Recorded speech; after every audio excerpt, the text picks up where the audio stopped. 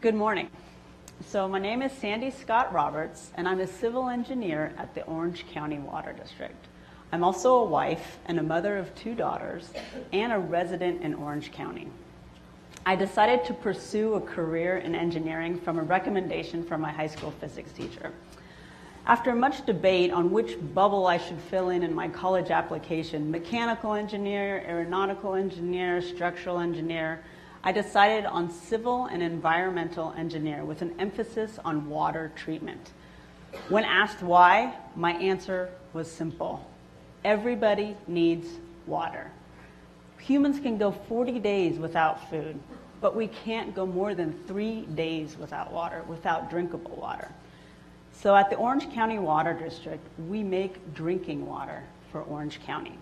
So how many of you today used the restroom, brushed your teeth, or took a shower? I'm hoping you at least did one of those today. That water comes into our homes through reservoirs, groundwater basins, through treatment plants, pump stations, pipelines.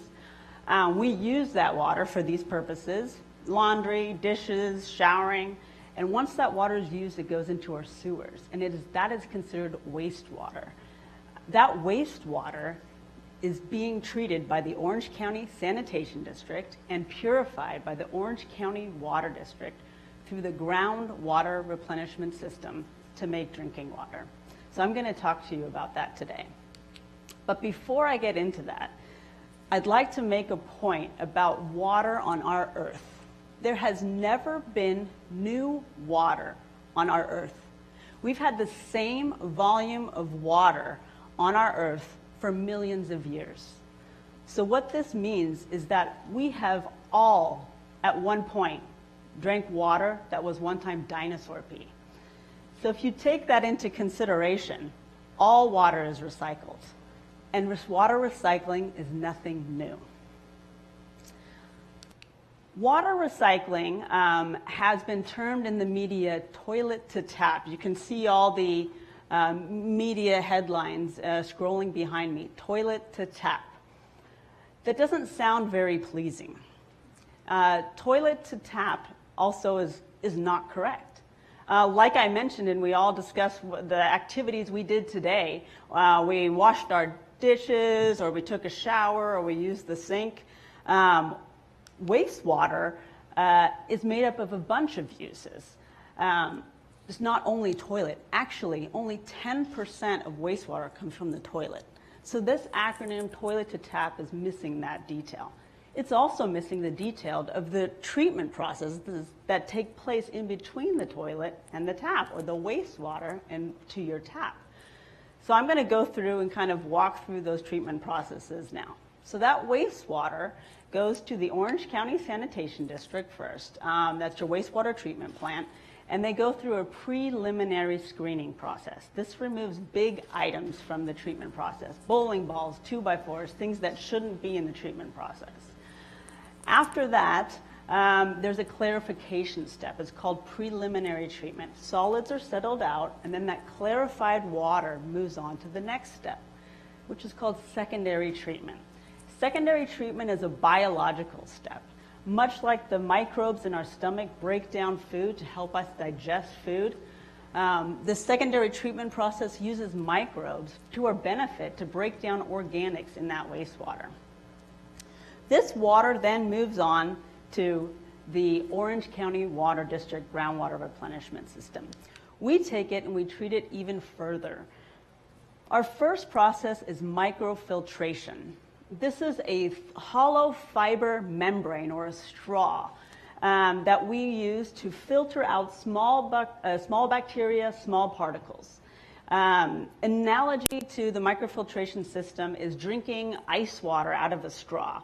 The ice is too big and won't get sucked up into the straw. Well, that's exactly what happens with our microfilters, except for that our hole size in the straws, and they're called pore size, are actually 1/300th the diameter of a human hair. So if you take a look at one of your strands of hair and imagine the size of 1/300th the diameter of that hair, that's the size of the particles and the bacteria we're filtering out through this microfiltration process. After microfiltration, we send the water through reverse osmosis. Many of you are familiar with this treatment process. It's also used by bottled water companies. What reverse osmosis is a thin film membrane. It's spiral wound in a plastic pressure vessel. And we're putting high pressurized water to push pure water molecules through that membrane. Unlike the microfilters, which I explained had a pore size, a diameter, the reverse osmosis membranes have a molecular scale cut off. So pure water molecules are all that's pushed through. Large molecules like pharmaceuticals, pesticides, viruses actually stay behind. So the pure water molecules, that's called permeate, is pushed through and goes on to the next step. Another analogy for a membrane is on our body, it's our skin. Our skin holds in our bodily fluids, it holds in blood, but it does allow sweat to diffuse out if you're exercising or if you're hot. So it acts very similar to a reverse osmosis membrane in that it allows certain fluids to diffuse through it and others not. After the reverse osmosis, this permeate goes through the ultraviolet light, or UV photolysis. This process uses UV light, shines it on the water, and this UV light breaks down any small molecules that may have made it on to the next process. We've all experienced damaging effects of UV light. If you're in the sun too long and you get a sunburn, this process acts in the same way in that it takes that UV light, breaks down small molecules, nitrosamines, 1,4-dioxane, endocrine disruptors, real small molecules that shouldn't be in the water. Once it's broken down, it's non-detect in a laboratory analysis.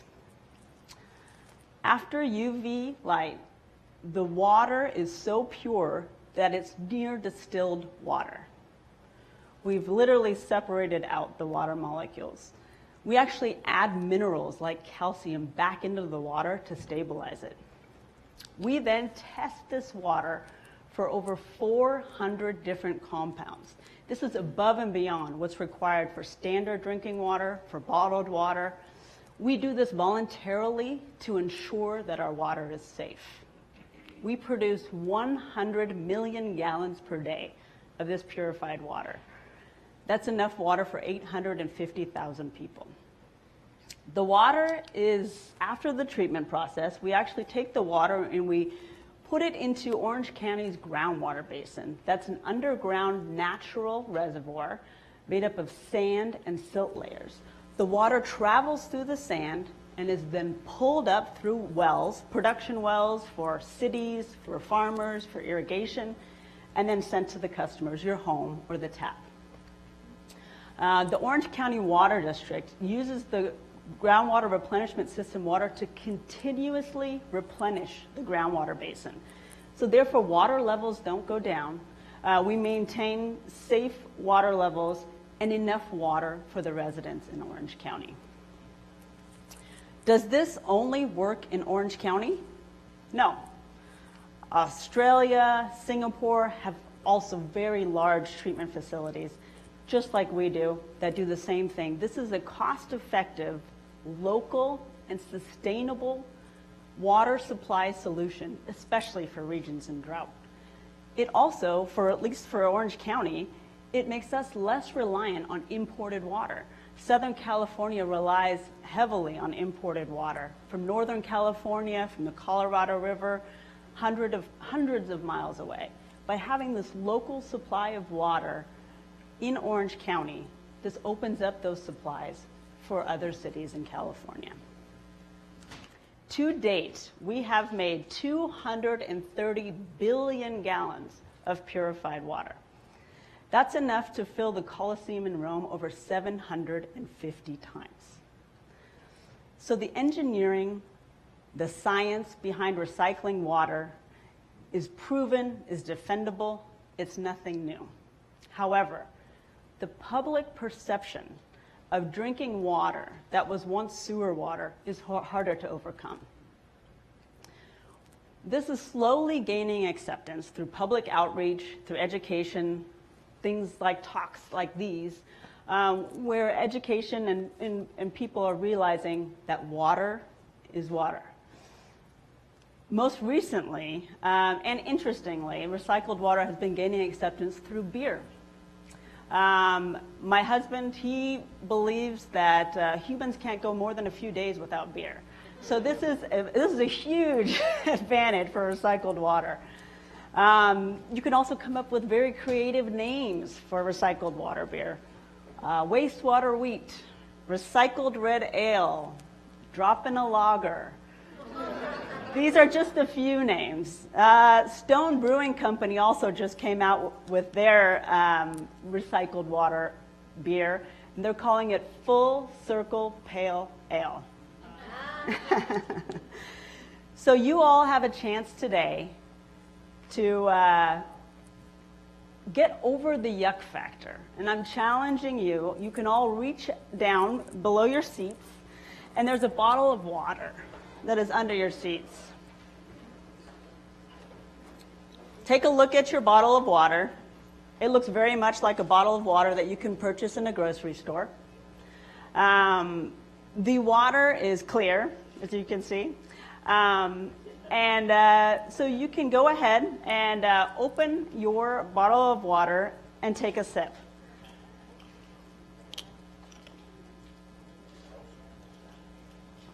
So, what does it taste like?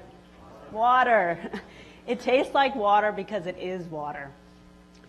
So myself, my husband, my kids, the residents in Orange County who've been drinking recycled water for the last 10 years to help supplement water supplies, even during drought, we've all gotten over it. We've gotten over the fact that this water comes from wastewater and realized that all water is recycled. And this is pure water from the GWRS system. Cheers, and thank you.